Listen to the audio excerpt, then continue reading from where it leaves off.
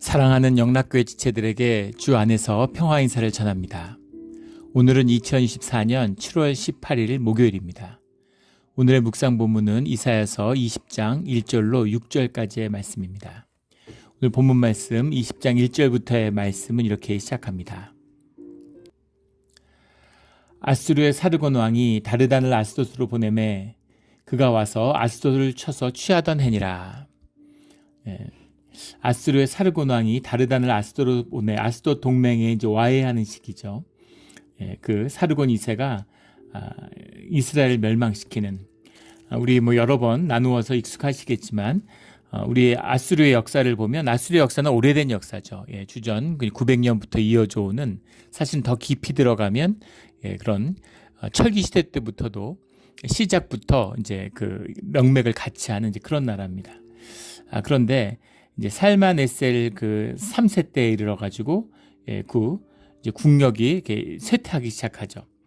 그런데 쭉 국력이 900년부터 한 750년까지 쭉 쇠퇴하다가 디글라 빌렛의 3세라고 하는 왕, 성경에선 불이라고 나오는, 그때 다시 이제 세력이 잠시 이제 다시 일어나는, 회복되는 이제 그런 그 시기를 갔습니다. 그런 시기를 갔는데 이제 그때 그 유다 왕 아하스가 이제 조공을 바치고 이제 그런 일들이 일어나게 되죠.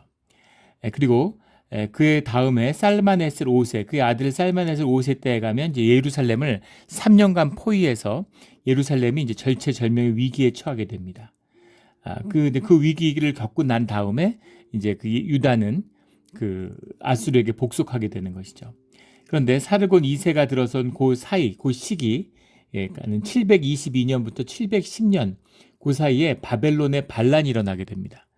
바벨론의 반란이 일어나게 되는데, 이 시기가 바벨론에서 이제 이 무로닥 발라단이라고 하는 사람이 반란을 일으키는데, 그 내란을 진압하려고 하는 것이 이제 아수르의 최대 과제죠. 바벨론도 물론 고대 바벨로니아부터 그 지역을 차지하고 있는 메소포타미아 하부 지역을 차지하고 있고, 그 아수르는 상부 지역을 차지하고 있는 거죠. 그 중요한 세력이에요. 그런데 이제 그 아수르의 지배 아래에 있는 이제 봉신 국가가 돼 있는 거죠. 반란을 일으키니까 그것을 이제 진압하는 것이 이제 최대의 관건이 되는 거죠. 이 아수르 제국의 가장 큰 도전입니다. 그래서 그걸 진압하는 동안 힘이 약해져서 이 팔레스타인 지역에 대한 이제 개입이 약화되는 거죠. 그때 일어난 것이 이제 아스돗 동맹입니다. 수리아, 북이스라엘 이런 나라들, 그리고 주변에 있는 모압, 암몬, 에돔 이런 나라들이 모두 연합해가지고 이 아수르에게 이제 저항하는 겁니다. 아수르는 그 역사적으로도 아주 잔혹한, 아주 그 악랄한 그런 수탈을 한 나라로 유명하죠. 해골로 피라미드를 쌓고 반란 일으킨 성을 점령하면 사람들 그 피부를 벗겨가지고 성벽을 쌓고 싸매는 이제 그런 걸 비롯해가지고 잔악하기 그 정도니까 실제 폭정이 어떤 정도였겠습니까? 못 견디는 거죠. 때는 왔다.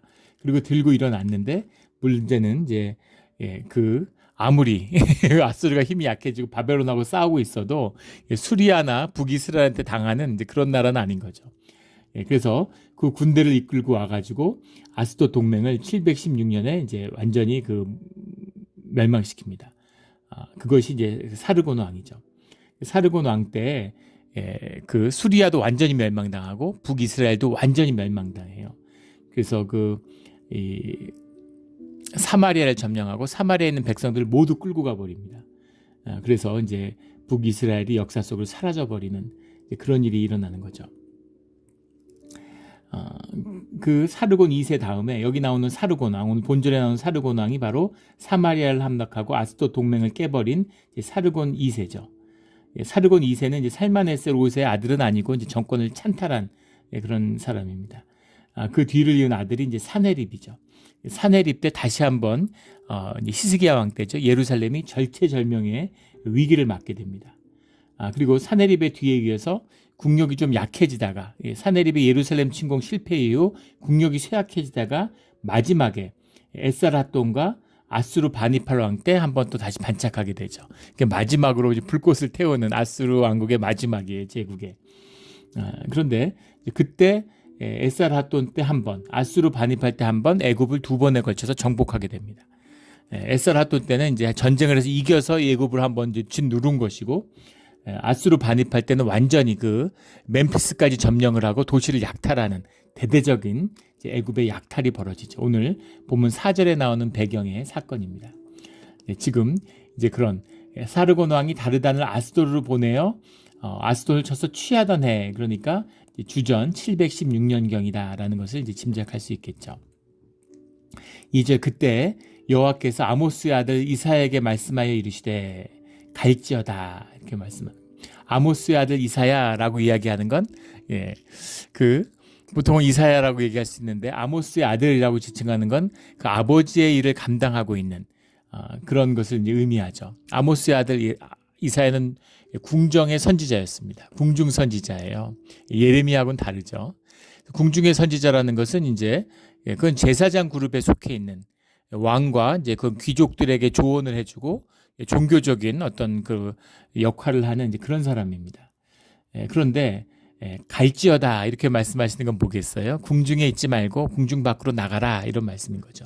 궁중 밖으로 나가서 사람들 가운데로 그 백성들 가운데로 나아가라, 이런 말씀입니다. 그럼 나아가는데 내 허리에서 배를 끄르고 내 발에서 신을 벗을지니라 하심에, 배를 끄르고 내 발에서 신을 벗을지니라, 이런 거에 대해서 여러 가지 해설이 많은데, 이제 배라고 하는 말이 하사크라는 말입니다. 하삭이라고 하는 말이 이제 그 영어의 세클로스라는 거죠. 이렇게 이 천 같은 걸로 배 있는 데를 이렇게 두르는 거예요. 그래서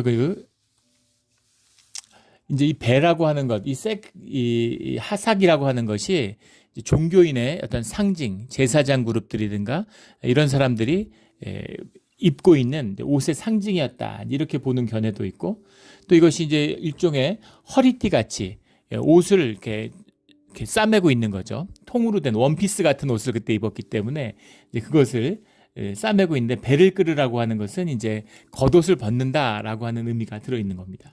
집 밖에 있다가 집 안에 들어오면 이제 겉옷을 벗는 거죠. 그래서 그 배라는 것이 그 종교인으로서의 어떤 특별한 그 어떤 그 하삭, 이 새크를 이제 허리에 두르고 있을 수 있습니다. 그래서 그걸 끄른다고 하는 의미는 어떤 뭔가 종교인으로서, 직업적 종교인으로서 자기 신분을 벗어라, 이제 그런 의미일 수 있겠죠. 더 이상 궁중 선지자로 있지 말아라, 그런 의미가 들어있을 수도 있는데, 그런데 내 발에서 신을 벗을지니라, 그가 그대로 하여 벗은 몸과 벗은 발로 다니니라. 벗은 몸과 벗은 발이라는 게 위에 있는 원피스 같이 입는 겉옷을 벗으면 이제 속옷을 입고 있는 거죠. 속옷을 입고 있는 것이다 라고 보는 견해도 있고, 속옷조차도 다 벗었을 것이다 라고 보는 견해도 있습니다. 왜냐하면 4절에 나온 다 벗은 몸과 벗은 발로 볼기까지 드러내요. 볼기라는 게 셋이라는 건데 엉덩이까지 드러났다는 얘기죠. 그래서 속옷도 벗고, 그러면은 이제 누드로 다니는 건데 과연 누드로 다녔을까, 이제 이런 생각이 있어. 속옷은 입었을 것이다 그런 얘기를 하는 것이고, 현대의 센스하고는 좀 다르죠. 이 시대에는 지금 포로를 잡았는데 뻘거벗겨서 끌고 간다는 것이 상상이 되십니까? 있을 수도 없는 일이죠. 뭐 제네바 협정이고 포로에 대한 규정이 있어서 그 자체가 그럼 전쟁 범죄가 되는 거죠. 그러면 어떤 전쟁 당사국이 아니라 국제사회에서, UN 같은 데서 이제 그 산하기구에서 처벌하도록 돼 있잖아요. 그런데 이 시대에는 이제 이게 자연스러운, 전쟁이 이기면 포로는 전부 뻘거벗겨서 끌고 가는 거예요. 어디 도망가지 못하도록. 그렇게 앞에 사람의 그 손을 뒤로 해서 묶고 그 줄을 목에다 묶고, 또 그 다음 사람도 목에 묶인 채에서 팔을 뒤로 해서 묶고, 또 뒤에 따라온 사람의 목에다 묶고, 이런 식으로 줄줄이, 옛날에 그 줄사탕이란 게 있었잖아요. 그 줄줄이 이렇게 묶어가지고 이제 그 소세지들 이런 거 뭐죠? 이렇게 줄줄이 달려 있잖아요. 그런 것처럼 쭉 묶어서 끌고 가는 겁니다. 그런 시절이에요. 그런 인권의 시절이기 때문에. 그래서 이것이 완전히 누드였다고 해도 뭐 또 이상할 것은 없습니다. 그런데 아무리 고대라고 해도 이게 얼마나 수치스러운 모습이에요. 상상할 수 없는 수치죠. 그래서 오늘 말씀의 핵심이 뭐냐면 바로 이 수치입니다. 이 수치에 대한 이야기죠. 예수님이 이 땅에 오셔서 수치를 받고 십자가의 수치를 걸머지셨어요. 하나님의 수치가 있습니다. 예, 현상의 수치가 있고 하나님의 수치는 뭘까요? 예, 하나님이 땅에서 수치를 당하시죠. 하나님의 영광스러운 존귀한 분이신데 하나님이 수치를 당해요. 하나님의 백성에 의해서. 예, 하나님의 사람들, 하나님의 이름을 일컬는 자들, 하나님을 아는 자들이라고 하는 자들에 의해서 그들이 하나님을 모욕하고 더럽히죠. 오늘날 뭐 미국에 있는 교회, 한국 교회들을 보면 알 수 있잖아요. 예, 복음주의자들, 하나님 얼굴에다가 정말 똥칠을 하고 있죠. 예, 정말 너무너무 창피하잖아요. 예. 하나님 이름을 함부로 쓰고 막, 예, 그러는 거죠. 예.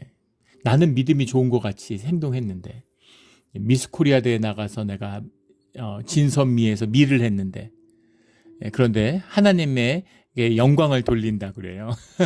그게 하나님의 영광이라는 거죠. 예, 그럴 때 이제 하나님은 수치를 당하시는 거죠. 예. 그게 무슨 하나님의 영광입니까? 그 앞에 진선은 뭐예요? 하나님의 영광보다 더 큰 건가요? 예. 그런 말 함부로 쓰면 안 되는데 예, 종교의 시대, 종교가 타락하니까 종교는 늘 가짜고 껍데기니까 썩게 돼 있죠. 예, 그러니까 이제 눈 뜨고 못 볼 일들이 생기는 겁니다. 예. 그래서 뭐 자기가 사업해서 돈 좀 벌면은 막 뭐 하나님이 이렇게 도와주고 하나님이 뭐 이렇게 했다 그러고 막 이렇게 얘기하고 예, 또 실패한 사람들 보면 또 하나님의 이름으로 정죄하고 막 신앙생활 잘못해서 벌 받은 것 같이 얘기하고 이런 게 다 하나님의 수치죠. 예. 예루살렘이 하나님의 수치가 된 거죠. 예루살렘의 성전이 하나님의 수치가 된 겁니다. 거짓되이 하나님을 섬기니까 하나님의 이름을 만홀히 여기니까 그러니까 하나님의 수치가 되는 건데 그 하나님의 수치를 땅에서 받은 자가 있다는 겁니다. 현상의 화려함, 현상의 대단함 이런 것들이 본질의 세계에서는 수치스러운 것이 될 수 있는 것이죠. 반면에 하나님의 영광이 되는 것이 이 땅에서는 수치가 될 수 있습니다. 대표적인 것이 극단적인 것이 십자가죠. 십자가는 하나님에게 영광을 받게 하시는 하나님이 영광을 받았다 이렇게 말씀하시죠. 영광을 받았는데 세상에는 한없는 수치와 모욕이에요. 성전을 삐까뻔쩍하게 대리석을 갖다 놓고 막 예. 하나님 모습을 막 찬란한 동상으로 만들어 세웠어. 예. 와 대단하다. 예. 세상에서 영광을 드러낸 것 같지만 하나님께는 수치가 되는 거죠. 그래서 하나님의 수치를 이 땅에서 걸머지는 것, 그 아픔을 걸머지는 것, 이것이 주의 사람이 이 땅에서 행하는 하나님의 중요한 사역이 되는 것이죠. 하나님의 아픔과 하나 되는 것입니다. 하나님이 수치를 받는 그 시대에 하나님의 수치를 이사야 선지자가 걸머진 거죠. 그래서 배를 끄르고 네 발에서 신을 벗고서 그렇게 다녀라 이렇게 말씀하셨는데 이사야가 그 말씀을 그가 그대로 하여 벗은 몸과 벗은 발로 다니니라. 주님이 말씀한 그대로 했다는 거죠. 하나님이 말씀하시니까 무조건 해야지. 근데 그런 사람에게는 하나님이 말씀하지 않으시죠. 하나님의 아픔을 이해하고 하나님과 마음이 합하여진 자. 그래서 하나님의 뜻을 아는 거죠. 하나님의 뜻을 알기 때문에 그것을 행하는 것입니다. 그것이 이사야 선지자다. 이사야 선지자의 삶과 말씀이 그가 전한 말씀이 하나님의 말씀으로 성경에 기록되고 남은 것이죠. 이사야가 하나님과 하나 되었기 때문입니다. 3절에 여호와께서 이르시되 나의 종 이사야가 3년 동안 벗은 몸과 벗은 발로 다니며 애굽과 구스에 대하여 징조와 예표가 되었느니라.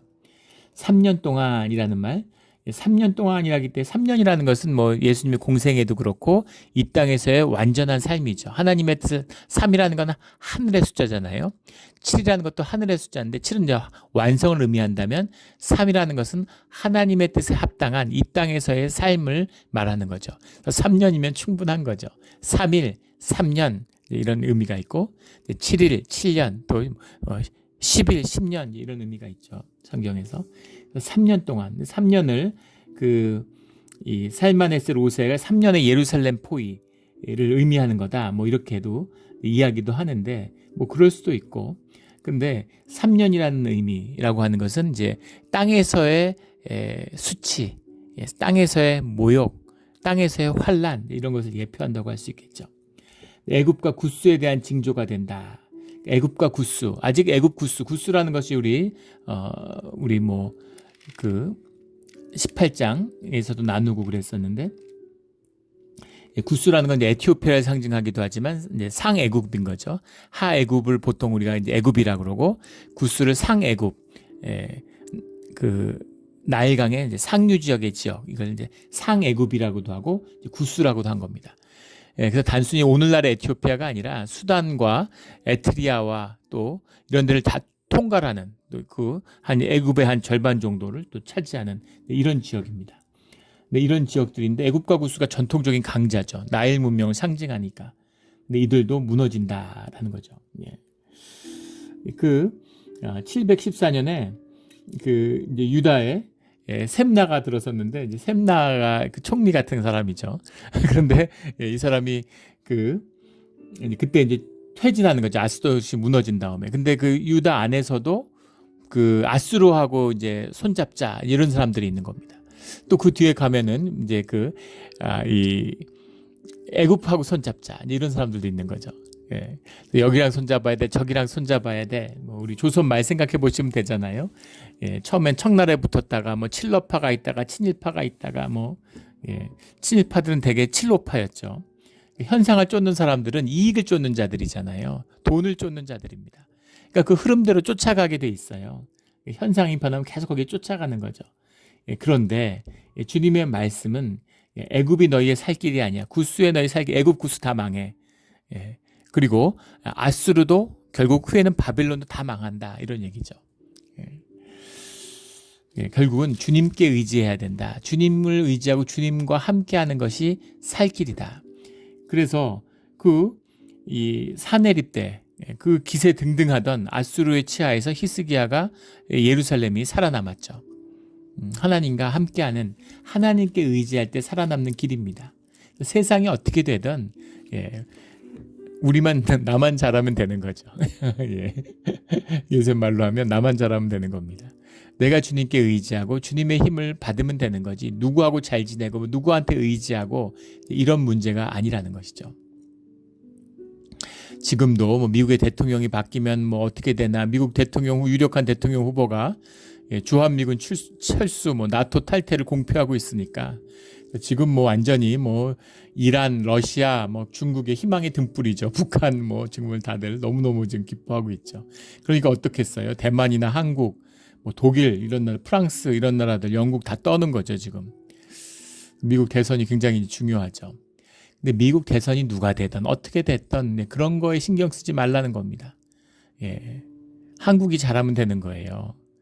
사람들이 한 마음이 되고 나라를 지켜내겠다는 마음으로 서로가 도와주고 다 아끼고 사랑하는 그런 나라가, 긍지를 가지는 그런 나라가 되면 세상에 어떤 나라가 와도 중국, 무슨 소련, 러시아, 무슨 중국, 일본, 미국이 다 힘을 합쳐도 한국을 못 이깁니다. 주님과 함께하고 주님 안에서 하나 되는데 그걸 누가 당할 수가 있어요. 또 같이 하나 돼서 힘 모았다고 해서 제국 만들려고 그러지 말고 사랑과 자비와 긍휼로 사람들을 품으라는 거죠. 그것이 이제 살아나는 방법이라는 겁니다. 제가 한국 역사나 한국 사람들, 우리 대한민국 사람들이 하는 말 중에서 제일 듣기 싫은 말 중에 하나가 무슨 제국주의 강점으로 강대국에 무슨 뭐로 우리가 분할됐다 이런 얘기, 말이 되는 소리입니까? 전후에 오스트리아는 전범 국가예요. 4개국이 공동 점령을 받았습니다. 그런데도 자기들끼리 하나 돼가지고 그 4개국을 내보내고 평화롭게 통일 국가를 이뤄냈어요. 정말 강대국의 분할 점령 때문에 분할됐습니까? 그게 아니죠. 우리가 분열돼 있었기 때문이에요. 좌익 이념, 우익 이념 이런 데 사로잡혀가지고 거짓에 매여가지고, 물론 민족도 절대적인 건 아니지만 이념보다는 더 낫죠. 근데 이념에 휩싸여가지고 가족끼리 갈라진 거죠. 지금도 마찬가지 아닙니까? 남북을 말해서 뭐 하겠어요. 남한 안에서도 지역으로 갈라지고 이념으로 갈라지고, 요즘에는 남녀로 갈라지고 세대로 갈라지던 이제 남녀로 갈라져서, 그게 남녀 문제 때문입니까? 세대 때문인가요? 내 안에 홀리스가, 조화로움이, 평강이 깨져 있기 때문이에요. 주님의 임재와 주님의 통치가 깨져 있기 때문입니다. 더 정확히 얘기하면 하나님의 교회와 예배가 깨져 있기 때문이에요. 다스림의 영이, 다스림의 권세가 깨졌기 때문에 악이 흥왕하는 짐승의 권세가 세상을, 미국도 마찬가지죠. 그런 세상이 되고 있다는 겁니다. 이게 비극의 본질이라는 거죠. 그 말씀을 하고 있는 겁니다. 그래서 세상 가운데 수치와 그런 벌거벗은 수치가 임한다, 이런 얘기를 말씀을 하고 있는 거죠. 두 가지 측면이 다 있죠. 하나님이 입으신 수치를 표현하는 것이기도 하고, 또 그것이 세상 가운데서도 수치가 되는, 이것이 마지막 때, 심판 때의 모습이죠.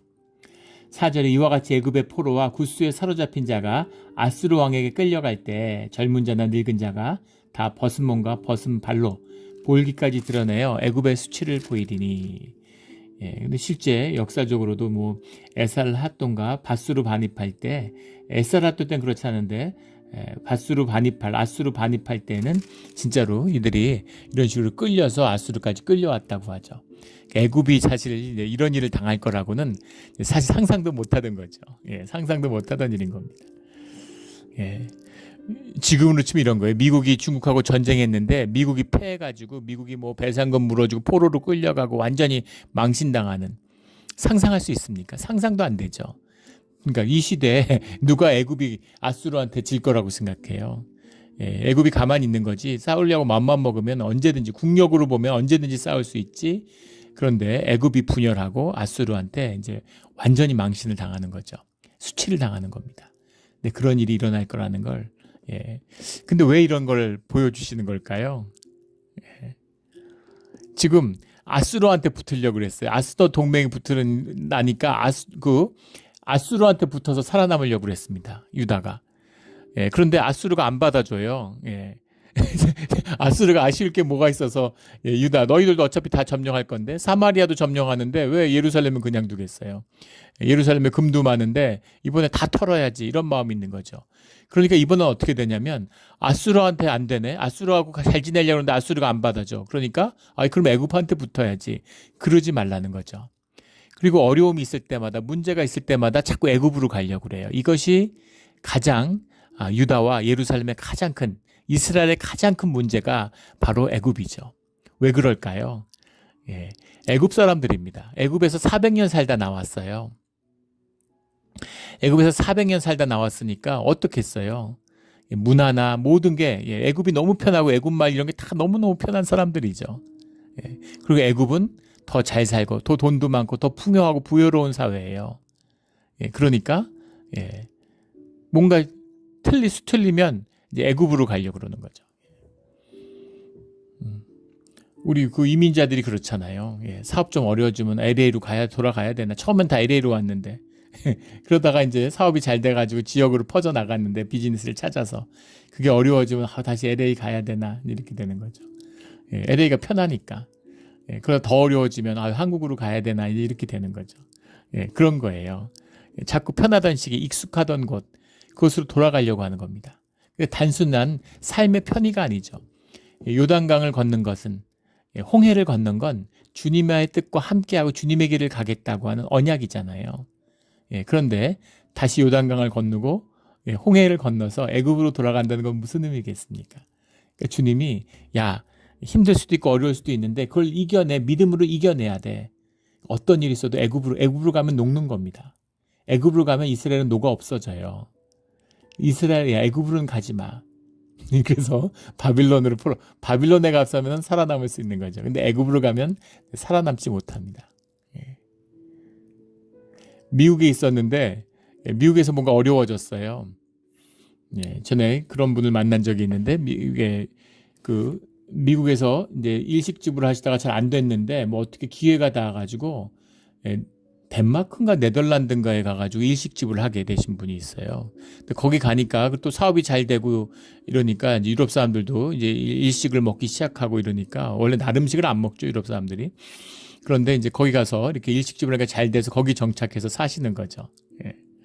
그리고 거기 정착해 살 때는 이제 정체성을 유지할 수 있는 겁니다. 덴마크와 하나 되지 못하죠.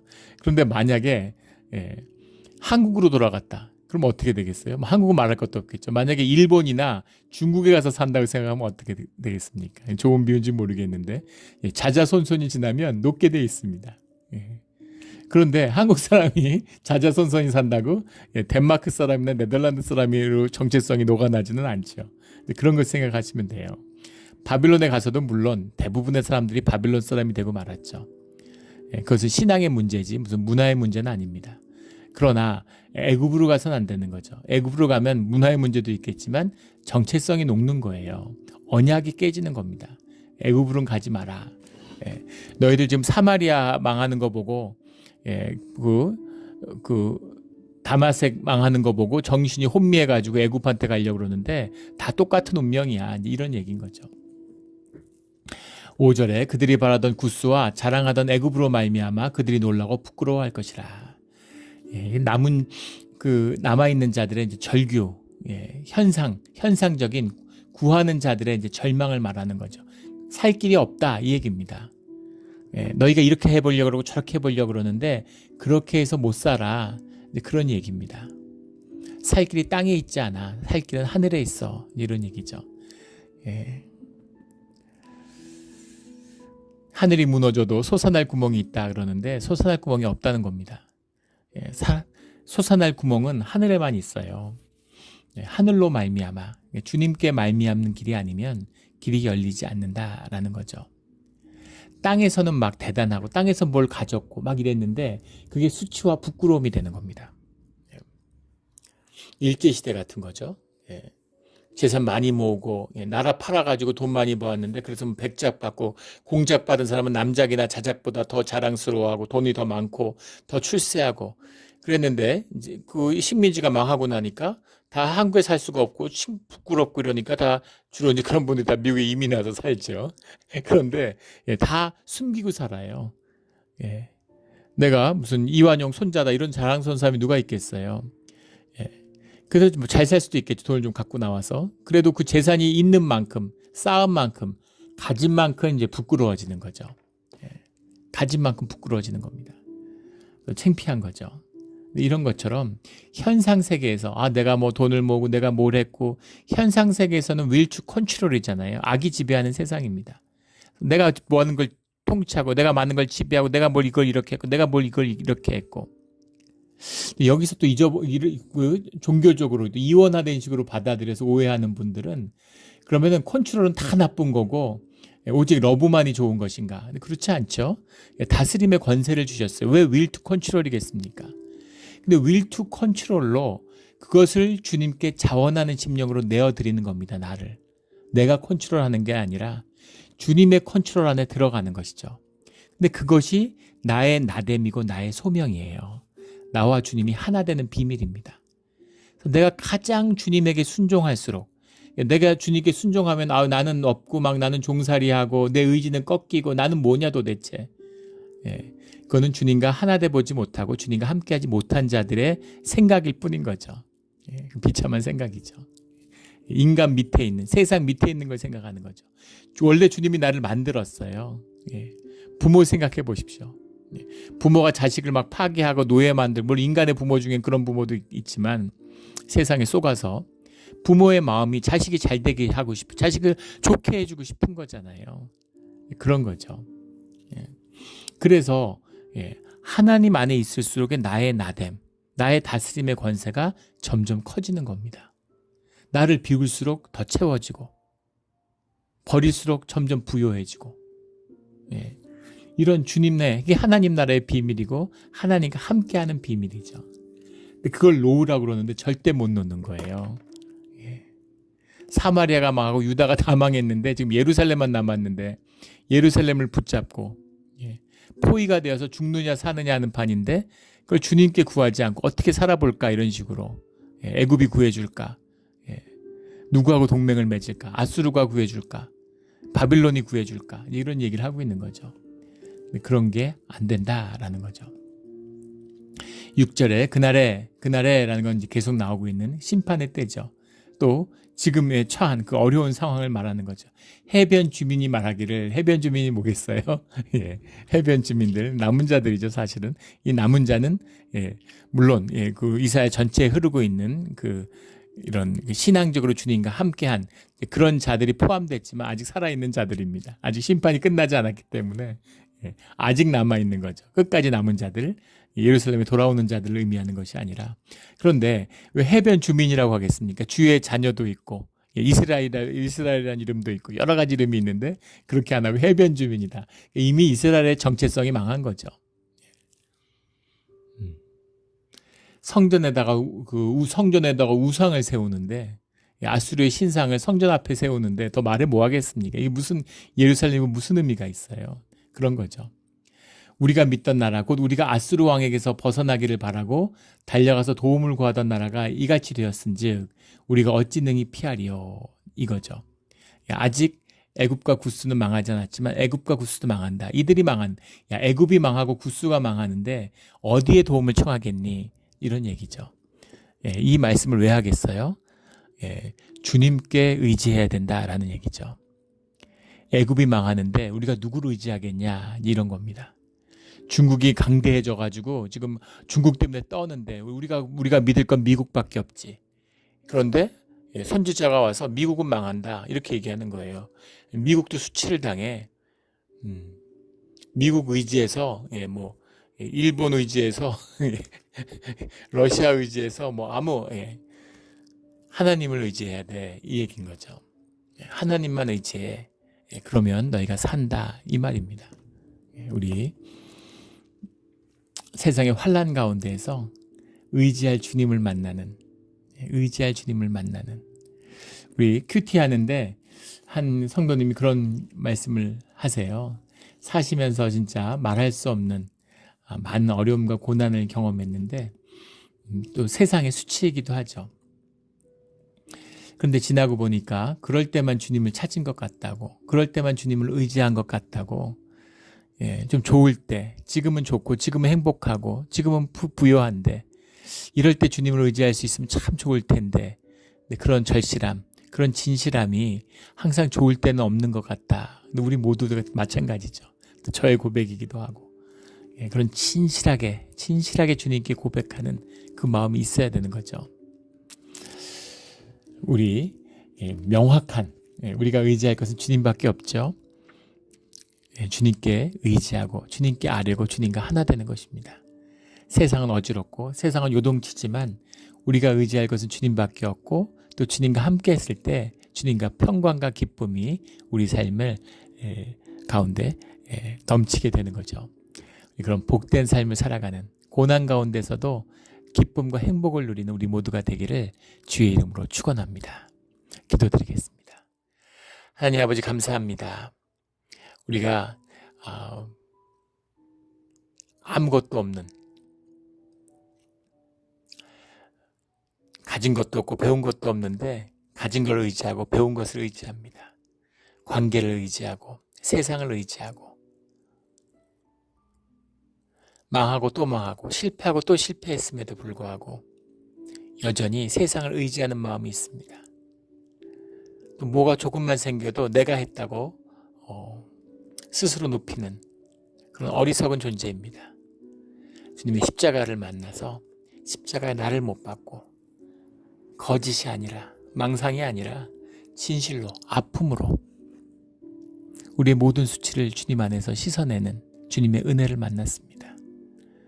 주님, 영원히 주님과 함께함으로 세상과 나는 간 곳이 없고 십자가만 보이는 그런 우리의 삶의 길, 가는 길이 되게 하여 주시옵소서.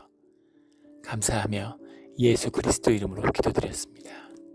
아멘.